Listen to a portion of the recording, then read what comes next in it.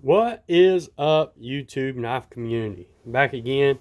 Today we've got a first impressions and a little overview of this knife laying on the table, and this is the Cold Steel Airlite Tonto. This is a very thin, lightweight knife from Cold Steel. I really like the blade grind. Pretty nice. Let me get some of that crap off up for you. Here it is. Good looking blade grind. The triad lock has not broke in yet, but it will get there for sure. So this knife was sent to me by my good buddy Pocket Tank. And if you don't know who Pocket Tank is, there he is. That's his Instagram name.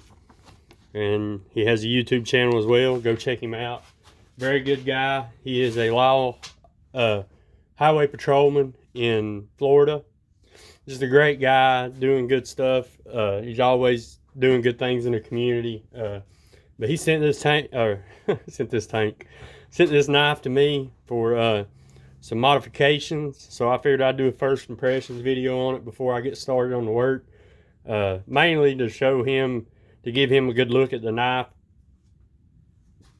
and a couple size comparisons and whatnot. So that's what we're going to do.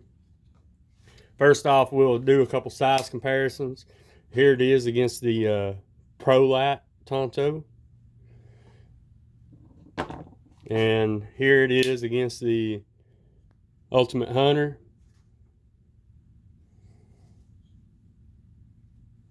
And here it is against the Recon 1. Been a while since that Recon 1 has made an appearance, so I jumped at the chance to get it back on camera. If you guys aren't familiar with this knife, go check out my torture test video on this thing. This is a hell of a knife. It takes a hell of a beating, and it'll keep on trucking. This one is makes a few noises and stuff now, but it's definitely broken in, and it's had its share of beatings, if you can't hear the noises. One more, just for fun. Here's a Ontario Rat 1. So there's some good size comparisons of it. Good size knife, about in the range that a lot of people like for EDC. Personally, I like, a little bit bigger knives for the most part, but this one, it's pretty nice. I can see myself picking one up. There's a couple bitches and gripes I have about it, but we'll get into that. So you've seen the size comparisons. I'll give you a weight on it if I don't knock the camera over. Hopefully you guys can see that. Zeroed out. We're sitting at 3.2. I think Cold Steel advertises at 3.3, so that's pretty good. And if you're wondering what the ProLite weighs, same thing. So the ProLite and the Airlite are about the same weights. The difference in the ProLite and the Airlite is handle thickness.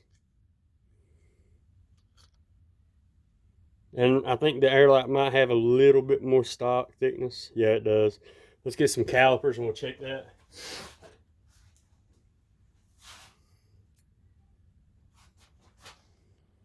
All right, we're zeroed out. Here's the ProLite.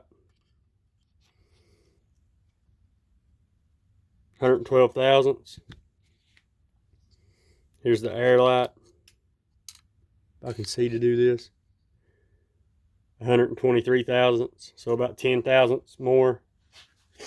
Handle thickness on the ProLite, you got that 1/2 inch that everybody likes, and on the Airlite you have got 0.346, so quite a bit thinner. So there's that. Let me get rid of the scales. So yeah, that's where we're at now. It's like always, it's a triad lock, and this one is rocking OS 10A, made in Taiwan. The one thing that I really don't understand about this one is the clip. I'm not real big on that clip. I much prefer these cold steel, the old style cold steel clips. I hope and pray that they don't change all of them over this, because this clip right here done its job and I really liked it. But if they do, we'll see where it goes. But overall, this is a pretty good knife. It feels good in the hand. As thin as it is, I was wondering how good it would feel, but I mean, it's got a couple little hot spots, but it's not terrible. So there is the Airlite. What I'm gonna be doing to this knife, actually not 100% sure yet. So, but one thing for sure, it's gonna get an acid etched and stonewash blade, and I'm gonna acid etch and stonewash the triad lock bar, the clip, and then all the hardware is gonna get acid etched. So all that'll be done to it. We're discussing maybe putting a spidey hole in it and cutting out some of the G10 for access. Not 100% sure on that yet. I gotta lay it out and do some measurements and make sure that the hole's gonna work and not hinder the knife. But we'll see. The jimping on this, they have changed the jimping a little bit. Let's see if I've got another one here with jimping on it. Actually, I do not. Okay, so we'll just go back to the Pro Light and I'll show you on it. They didn't put any jimping on the blade, but you got this traction right here on the handle, which is fine. I'm not a big fan of jimping anyway. But on this one, they put this jimping, which doesn't look super aggressive, but it is sort of aggressive. It kind of hurts your thumb a little bit, but when I tumble this blade, it'll knock it down a lot, so shouldn't be a big problem for him. But just for you guys who excuse me, haven't ordered one yet, I just want to point that out.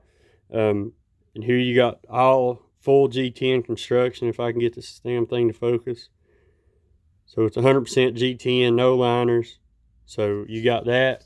Yeah, it's a pretty good knife. I mean, I think it's pretty neat. I don't really understand like why they did it, because I mean, you're looking at a knife that is pretty much identical to it. So let's get some measurements on it real quick while I'm thinking about it. Get my trusty old tape measure. So on the Pro Light, you got about 3 1/8 cutting edge and 3 1/4 blade, and just a fuzz shy under 8 overall. And then the Airlite, you've got a 3 1/2 inch cutting edge, 3 1/2 inch blade, and about 8 1/4. So it's about a 1/4 inch longer overall. And you've got about an 1/8 inch more cutting edge. Well, no, not an 1/8. I'm sorry. You've got about 3/8 more cutting edge. So that's what you got. So yeah, overall, I like it. I'm not 100% sure if I'll buy one or not, but it's always a possibility. If I'm looking for another lightweight knife, I could go this route. But what I think they was trying to get at is something to compete with, like the bail out and bug out line. I think, maybe, I'm not sure, but whatever they done, it's a pretty sweet little knife, and it'll be even better once I mod it for him, I think, anyway. So anyways, guys, for this, that's all I've got. If you haven't subscribed, please subscribe, hit that like button, and leave me a comment. Until the next one, guys, thank you. I'll see you on the next one.